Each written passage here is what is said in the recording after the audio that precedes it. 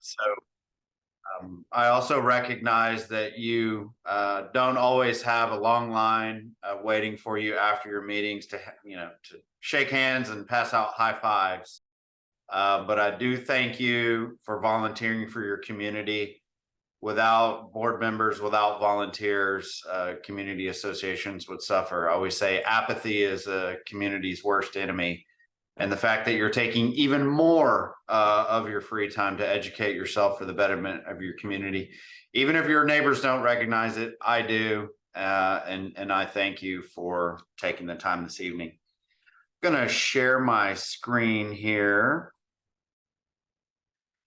And so you should be able to see the intro slide, the 88th legislative session recap. A little bit on my credentials. I'm not necessarily going to cover all the logos that you see in front of you this evening, but I do think it's important to call out that I am board certified in two areas of the law: residential real estate law and property owners association law. You can consider it HOA law, condo law. It's all kind of falls under the umbrella of property owners association law. I'm proud of our state of Texas for being one of the few states that has a board certification in the area of POA law. Not every state does. Much like medical professionals can get board certified, a hand surgeon can get board certified in hand surgery, brain surgeon in neuroscience. Same concept exists for lawyers. Give you an idea of the significance of having both of those board certifications. If we just consider Bexar County for a moment, there are only two other lawyers in Bexar County that have both residential real estate and POA board certifications. Also like to call attention to the College of Community Association Lawyers. This is a nationwide group under the umbrella of Community Associations Institute. There's 200 or around 200 what they call fellows in the College of Community Association Lawyers. There are only 5 in Texas. I'm one, and my friend and colleague here at Steptoe and Johnson is also a fellow. Essentially what it means to be a fellow in this college, you can't dabble in HOA law. It has to be all that you do and what you do every day, and you have to have done it for quite some time. Kind of educating at events like this, volunteering to be board members for our local chapter of CAI, advocacy, or being involved with legislation. There's really not any one thing that you can do. It's a variety of factors that come into play. But Leah and I are both proud to be fellows of that national organization. So let's dive into the overview. The 88th legislative session. If any of you were paying attention at all, even a little bit, what you're going to remember from the 88th legislative session is just a mountain of potential legislation, a mountain of bills that were POA oriented last session. Notwithstanding that mountain, what we're ultimately left with at the end of the session was really quite small. There's really only a handful of changes that I'm going to discuss with you this evening. I might spend equal amount of time telling you about bills that almost passed but didn't, or bills that did pass but were vetoed. And the reason I'll tell you about those is because you'll probably see them next session in 2025. So the bills that passed for my single family board members, this includes townhomes as well, any community governed by Chapter 209 of the Property Code. We're going to discuss changes to fines and some policy requirements in addition to lien filing. Also, this relates to both single family townhomes and condos. We'll talk a little bit about insurance, really kind of focused on communities probably close to the coast, but good information for you to have. as it relates to insurance, and then also Section 8 housing. There were some, there's a Dallas area community that made the news for trying to prohibit landlords from leasing to Section 8 tenants. And just like most industry lawyers predicted, it resulted in a change in the law. So more to come on that. And bills that passed but were vetoed by Governor Abbott for condominiums. There's some legislation pertaining to management certificates, resale certificate caps, and website accessibility. For anyone that remembers the changes that in the single family context that you had to make regarding management certs, resale certificates, and your website, essentially the changes that apply to single family and townhome in 21 were presented to apply to condos in 23, but again, they were vetoed. As it relates to single family condos and security measure fencing, there were some good changes that unfortunately were vetoed. It would have increased regulatory authority in regards to perimeter fencing, mainly perimeter fencing that would have been front of the home. And then probably my favorite change that unfortunately was vetoed involved ACC membership. For many of you, you may still be struggling with filling both a board and an ACC coming out of the 21 changes. What had been proposed that passed but was vetoed was going to help with some of the challenges created by that separation of ACCs and boards. So here is House Bill 614 relating to Property Owners Association fines. This was sponsored by Representative Shaheen, and kind of anecdotally, but not within the slides, Representative Shaheen is not a big fan of HOAs, not a big fan of HOA fines, and as we'll see in the next slide, not a big fan of HOA liens. My friend and colleague Leah Burton actually met with Shaheen as we were there during an advocacy event to discuss this statute and the next one. And I'll just say, based on what I know from her from that conversation and what I know about how Shaheen feels about HOAs, I will take this any day of the week.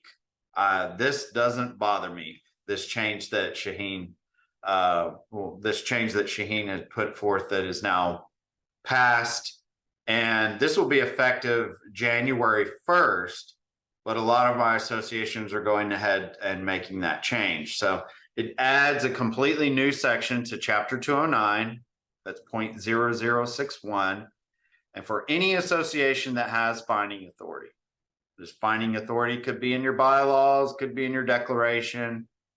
But if your association has finding authority, you will be required to adopt an enforcement and fine policy by January 1 of 24.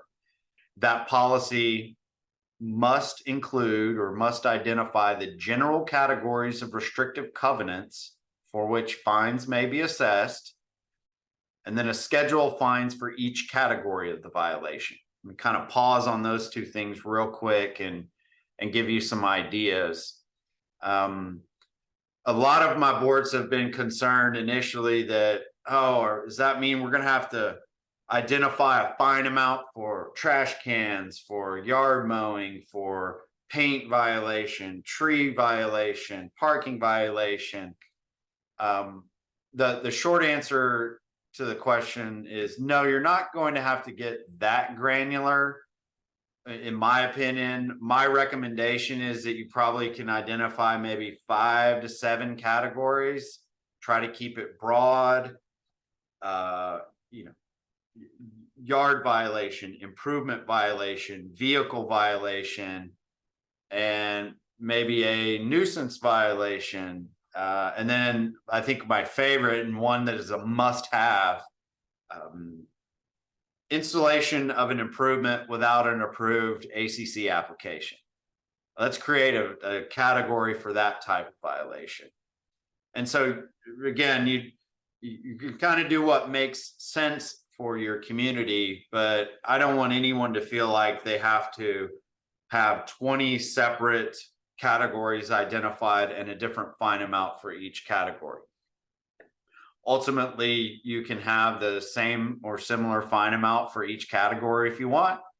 But for many of my associations that struggle with that unapproved improvement, that's kind of a Mayday, drop everything, all hands on deck scenario. They're setting the fine amount a little bit higher to accommodate all the resources that it takes to address that. And so the third bullet point there, we have to include information regarding the hearing under 209.007. For those that may not know, there's a statutory right to a hearing as a condition to fining. So if we're going to fine someone, we have to give them this, we have to offer a hearing. And if they accept that hearing, then we have to, go through the process of that hearing. And so basically what we're doing to satisfy that new requirement in our enforcement and fine policies, copying what's in 209.007, pasting it in to the policy. The other requirements, just say there's not much magic to them. You have to file the policy with the county clerk. You've had to do that anyway. That's been a requirement in Chapter 202 for several sessions now. If you have a governing document, it has to be recorded. It's not new. It's not magic. What they tried to do that looks new or different was posting it on the website or annually sending that policy by hand delivery or first class mail to every owner. Now, if you're professionally managed by Associa Hill Country, you have a website. Their protocol is to put this policy on the website or the portal.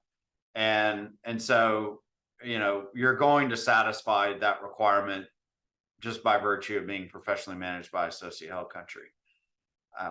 But some associations have asked me, well, can we send it out every year anyway? Sure. Even if you have it on your website, you can still send it out every year to the community if you want to, going above and beyond the law. It's rarely something that you're going to be punished for. So, last point I'll make on this slide, this law doesn't create any independent fining authority. So if anybody that's on this webinar right now does not currently have fining authority, unfortunately, this statute doesn't create fining authority for you. I have helped some associations recently create fining authority in their bylaws. And then, after doing that, we've adopted an enforcement and fine policy, but it doesn't on its own create independent fining authority. So the next slide that and the change that we have is House Bill 886 relating to assessment liens. I've already said that this is another Shaheen legislation, and I'll take this one too. Especially knowing how he feels about HOAs and also knowing what this bill started out with. So y'all run through the process real quickly, and then I'll tell you what it started out as, and then you'll probably take a deep breath and say, yeah, thank God this is what we have in front of us rather than what he was initially proposing. So essentially what it's requiring is that certain conditions are met before a lien can be filed for an unpaid assessment. The statute says we have to send 2 separate notices of delinquency. It uses that phrase, notices of delinquency. Doesn't really explain to us what that means. Doesn't really talk to us about the content of the notice of delinquency. It just tells us how to send it and when we can send it. That's really what this statute does. So our first notice of delinquency must be sent via email or regular mail. I probably can hazard a guess that most of you have already been doing that anyway.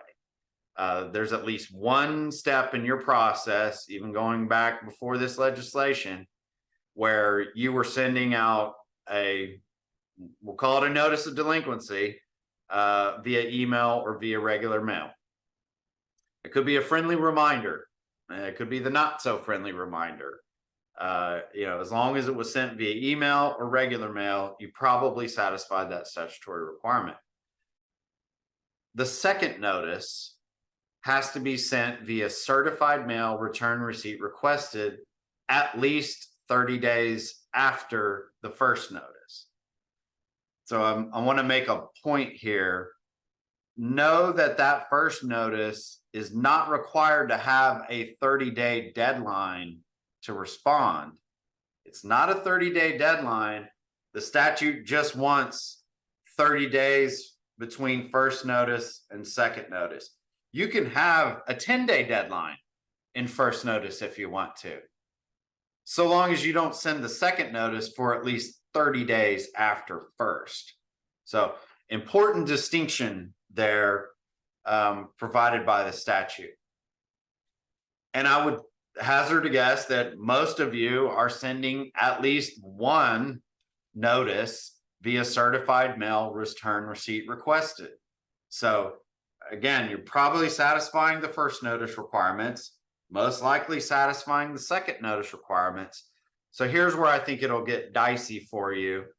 But this is just something that you can, Associate Hill Country will just incorporate into your collection policy, probably with a small change.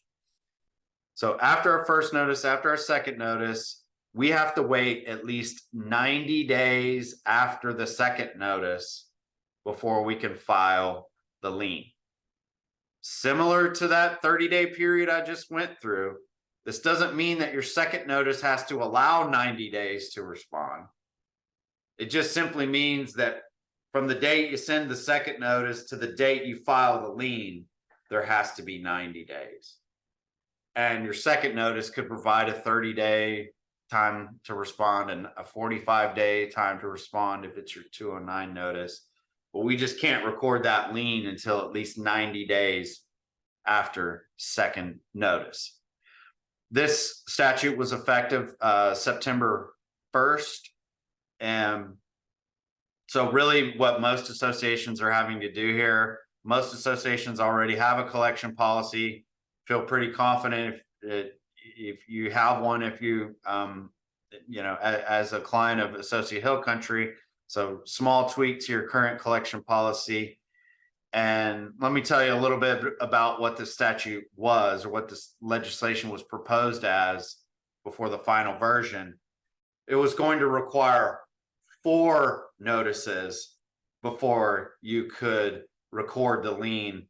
And then the lien wouldn't be able to be recorded until 180 days after the 4th notice. So you were looking at a 9-month to a year period, depending on certain things, before you could file a lien. So as you can see, this version, we can work with this. There are 2 steps that we're already kind of doing anyway. Let's just make sure after that second step, there's 90 days before we file the lien. So I'll take this any day of the week over what he initially proposed to our lawmakers. So here's where we get into POA insurance. Mainly this is going to be focused in areas affected by windstorms, and where windstorm insurance coverage is absolutely crucial to have. So what they've done is allowed the Texas Department of Insurance to include in what's called a FAIR plan, or the Fair Access to Insurance Requirements Plan, POA insurance. And the short version is effectively what this statute does is guarantee that HOAs, condos, townhomes in these underserved areas that are also in windstorm areas are going to have access to insurance coverage.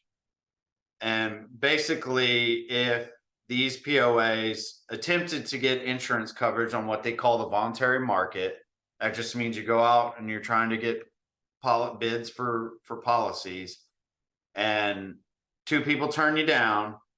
Well, that grants you access to this FAIR plan, which is a state-run plan.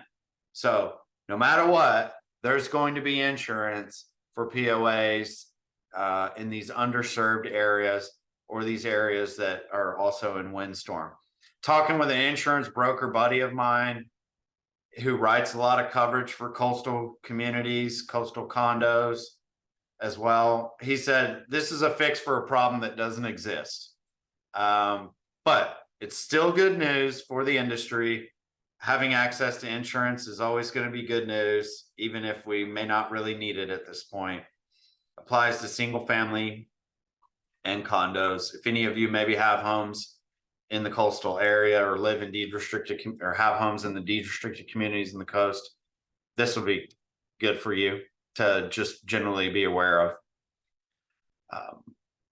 So here's another one that passed, affecting both single family and condos. This is a Dallas area community. I want to say it was named Providence Village, Providence Villas. Basically what that association did was either adopt a rule or amend its governing documents prohibiting the leasing of property, single family properties, to landlords that rent to Section 8 tenants. For those that may not know what Section 8 housing is, it's a concept under a federal concept under the Housing and Urban Development Department, essentially helping low-income families, those with disabilities, those maybe that are elderly and are on a fixed income and can't afford rent. They can apply for these Section 8 vouchers, and it helps them lease property, helps them find a place to live. Landlords, this is just a crash course in Section 8 housing. Landlords can apply to be listed as Section 8 landlords and listed as accepting Section 8 vouchers for payment of rent. And I'll just tell you, historically, whenever this question has come up or come across my desk and most lawyers in this industry, when a board or a community has said, you know, we really don't want Section 8 housing tenants in our community, our opinion has always been, you probably shouldn't try to restrict that. There are protected classes that can be Section 8 tenants. You're probably going to end up on the news, and it's going to look like you're discriminating, and that might result in a change in the law. And you don't want to be the poster child for this experience. Well, somebody chose to be the poster child for this experience and tried to stop or block Section 8 leasing. And so what happened? They ended up on the news, and our lawmakers took this and made a change, basically adding a section in 202 of the property code. 202, I call it the umbrella chapter because it applies to single family, townhome, condo, commercial, industrial. If it's a unit development that is restricted any type, it's going to fall under that umbrella of chapter 202. So POAs in general will not be able to adopt or enforce a dedicatory instrument that restricts a property owner from renting a dwelling to a person based on that person's method of payment. Method of payment is defined as Section 8 housing voucher or any housing or rental assistance or subsidy. This one is currently effective. So most communities don't have any prohibitions or rules or regs against this type of leasing. If you happen to do, don't enforce them. Best case scenario, amend them out. But if you've been using an industry lawyer for most of your time as an operation of an HOA board, you really don't have to worry about this statute because most industry lawyers were counseling associations not to try to stop Section 8 leasing. So let's talk about some fixes that were vetoed. The metaphor that I'm using for Governor Abbott's veto is he used a shotgun to kill a fly in the kitchen. And the reason I say that is Abbott vetoed the second most bills in the history of Texas, 76, 78. I might be off a bill or two. Only one time in our history has there been more vetoes. And then he did break a record, one in the greatest number of bills vetoed in a single day. He has nothing against the HOA, POA industry whatsoever. So we were caught in the crossfire, hence the metaphor. He used a shotgun to kill a fly in the kitchen. And the POA industry, we just happened to be some sheetrock. So some good stuff for our industry was vetoed. I bring it up this evening because you're probably going to see some of it next session. And I'm also a delegate on the Texas Legislative Action Committee. It is an advocacy group. And we're already talking about what we're going to push for next session. Some of this was actually TLAC supported. And so we were pretty upset. We are upset. We were disappointed that some of these things were vetoed. But any condominium folks on tonight's webinar, some of the management certificate updates that you saw with single family and townhome are going to be applicable to condos. I would expect that to come and expect it to pass, not this session, next for sure. There's a big push by the Texas Association of Realtors to make a lot of the things that apply to HOAs and townhomes also apply to condos. I can probably spend 20 minutes telling you why I don't agree with that thinking, but there is that mentality usually being pushed by the Texas Association of Realtors. Also, we would have had to add amendments to the declaration and management certificates, telephone number and email of management, website address for dedicatory instrument, and any fees charged in relation to transfer. Now, I don't think any of these additions to your management certificate are bad, so I want to be clear on that. I think this is transparency. I can get behind it. I don't have a problem making these updates to the management certificate. It's just a general thinking that everything HOA and condo should be identical. It should not. But this is one of those areas where I think similarity or things being same is okay. There's a punishment in here that's a little scary. And I say that because if we see it in the condo setting, we might actually see it transferred over to single family and townhomes. A unit owner would not be held liable for attorney fees or interest accruing during the period in which a management certificate was not properly updated or filed with TREC. So there's a financial penalty for any association that may miss the updating of its management certificate and filing it with TREC. That does not currently exist for single family and townhome. You had to update your management certificate and file it with TREC, but there were no penalties if you didn't. This creates a penalty. And again, like I said, what TAR is often saying is what's good for the goose is good for the gander, but good for condos, it's good for single family. And so if it does pass, I would expect someone to try to create that same leverage or that same penalty in single family one day. Also proposed cap of the resale certificate at 375. That simply would have matched what was proposed and passed for single family. Updates to perimeter fencing legislation. the update would have allowed POAs to prohibit placement of fencing that would have obstructed a sidewalk, drainage area, easement, or license area. Also would have required a driveway gate to be set back at least 10 feet from the street. So really, this was the big concern regarding perimeter fencing. The smaller the lots, the bigger the concern.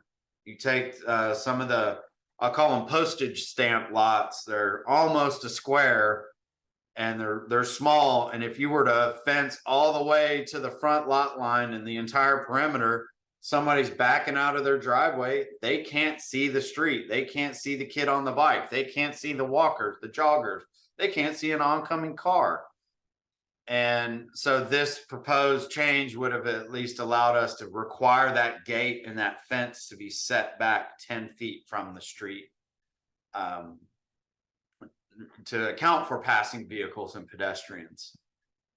Also, and I really liked this change, if provided by the dedicatory instrument, we could have prohibited the installation of fencing in front of the frontmost building line of the dwelling. So what I have seen in most single family communities, might be an exception for acreage lots here, but most single family communities, everybody pushes their house all the way to the front building line. The front of the house is as far front in the lot as it can go, based on the front building line or setback. Same thing. I'm going to use building line and setback interchangeably here. Most houses are pushed all the way to the front. And what this basically would have allowed, if it would have passed, is we could have prohibited fencing in front of that building line. Well, what that means is we could have kind of gone back to the old way where we didn't have to worry about people fencing their front yards. That was the big concern with this perimeter security fencing legislation that passed in 2021. Maybe I should have given a little bit of a lesson on that, but in 2021, a security measures legislation passed, which basically said owners are permitted to fence the entire perimeter of their property for security. Uproar in the industry because most documents prohibit front yard fencing. Takes away from the aesthetics. There's that safety issue I mentioned. So had this legislation passed, for particularly those communities with the houses pushed all the way up to the front building line, we could have gone back to the old way and prohibited front yard fencing. There was an exemption here, a couple of exemptions, maybe for those that installed the perimeter fencing before 9/1 of 23. Owner is exempt from public disclosure. That's typically law enforcement, judges, government officials, maybe even witness protection. But I'll say this, and please let me know in the chat if you had anybody in your community do this, but I really haven't seen that many people fence their entire perimeter.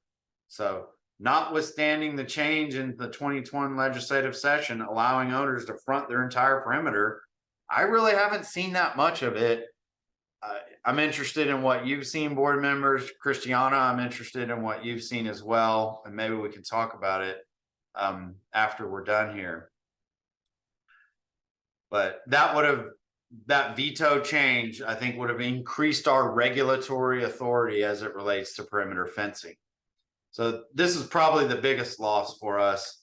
As I touched on earlier, now we have to make sure the board is and the ACC members are separate. Communities have struggled. It's tough to find enough volunteers to fill the entire board sometimes. And when you kind of double that, and now you have to fill the entire board and an entire ACC, many communities struggled to get enough volunteers. And my advice to those communities that couldn't fill both roles, we had a few where they couldn't get any volunteers for the ACC. My advice was, you're better off just having the board be the ACC. Make a good faith effort to try to get anybody you can on the ACC. Nobody's raising their hand. The board has to keep the show going. You can't let applications get deemed approved. I'd rather fight the lawsuit explaining why their board is on the ACC than fight the lawsuit as to why did you let this application get deemed approved? Oh, we didn't have any ACC members. I'd rather the board just step in. But this would have fixed that for us, essentially creating a solicitation process for ACC members, identical to what the solicitation process is for board member candidates. And, you know, you ask for volunteers, and if nobody volunteers, this is for the ACC, or not enough people volunteer for the ACC, then those requirements that the ACC be separate fall to the side. And then you can have a board member also serve on the ACC, or a board member spouse also serve on the ACC, or an occupant with the board member serving on the ACC. So no matter what, you are going to be able to have a full ACC and a full board, even if it was the same people, created a statutory process for us. This would have applied to single family. This is definitely something TLAC is going to push hard. I can't say the same thing about the perimeter fencing because not all of us have experienced the perimeter fences, but this one for sure, we're going to push hard for next session. And that's really the bulk of this evening's content. If any of you have trouble sleeping tonight, take a quick picture of this disclaimer. No presentation is complete without a disclaimer from a lawyer